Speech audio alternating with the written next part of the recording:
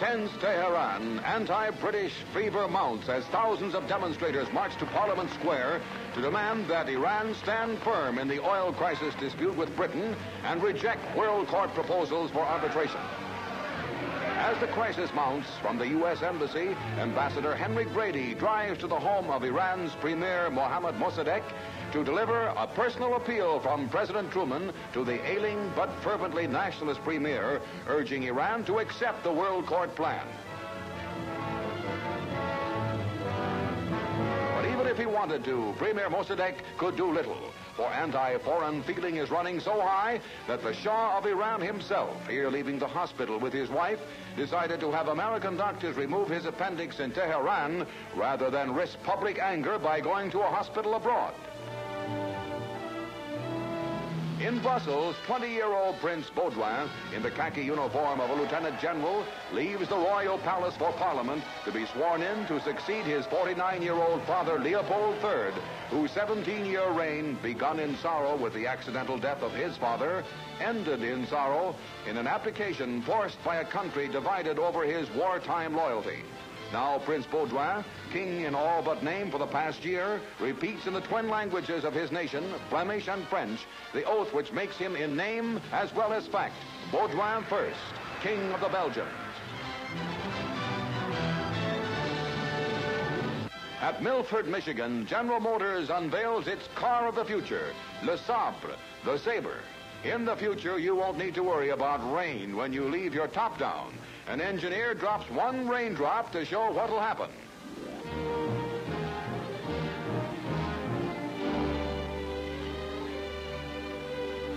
Name a gadget, and the Sabre's got it.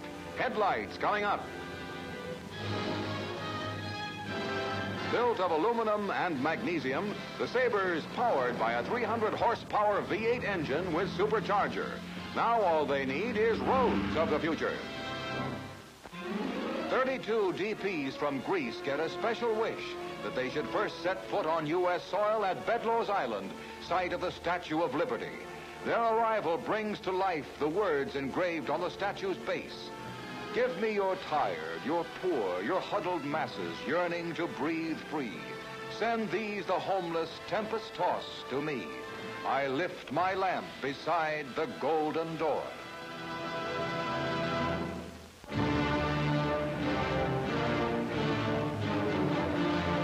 President Truman's personal plane makes a 600-mile tour over the Iowa, Kansas, and Missouri flood areas.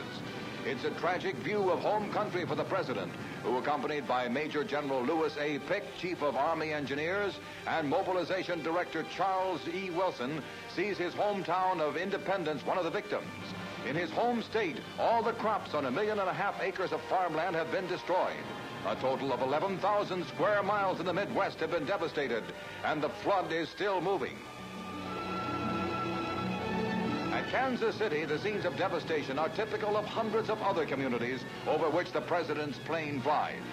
87,000 units of railroad stock have been swamped. The death toll for the 3 states reaches 41, and 500,000 people are still displaced from homes and jobs.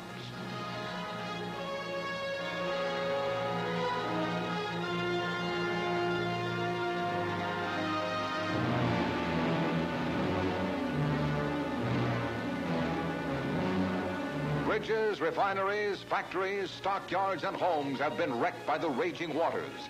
Surviving livestock is rounded up.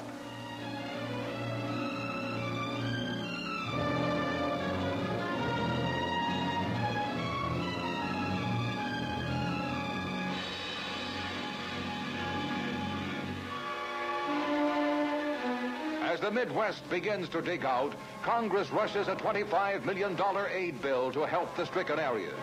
The billion-dollar flood surges on toward St. Louis, and warnings go down the Mississippi that the worst flood in U.S. history is still far from over.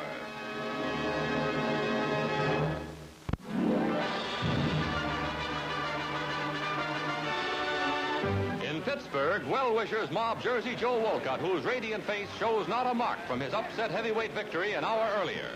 And in his Camden, New Jersey home, his wife and 6 children thrill to the news of his almost unbelievable one-punch knockout of champion Ezzard Charles. Next morning at his training camp, the oldest man ever to win the title, 37-year-old Joe Walcott, whose Cinderella story took him through 4 previous cracks at the title, including a split decision won by Joe Louis, receives a symbolic crown. His manager and chief backer, Felix Bococchio, who never lost faith, asks, Joe, how do you feel? Oh, I've never felt better in my life, Felix. The question is, how do you feel? I feel great, Joe. Well, I knew all the time you were going to stop this fella. I knew all you needed was a break. And last night we got the break, Joe. You look great. Well, I'm really thankful to God, Felix, and thankful to you that God sent you along that I was able to produce. I always felt the same way, but you and I, it seemingly, was only two that really thought that I would be able to win that championship someday. So it just goes to show, if you have determination, have cooperation, you can't go wrong. That's true, Joe. Joe, last night, the punch that you put Charles on the canvas with, a lot of people didn't see. Will you execute it on me and so the public can really see the actual blow? Well, I'll try to execute on you, but I know another fellow didn't see it too. Charles didn't either. Try it, Joe, but be careful, please.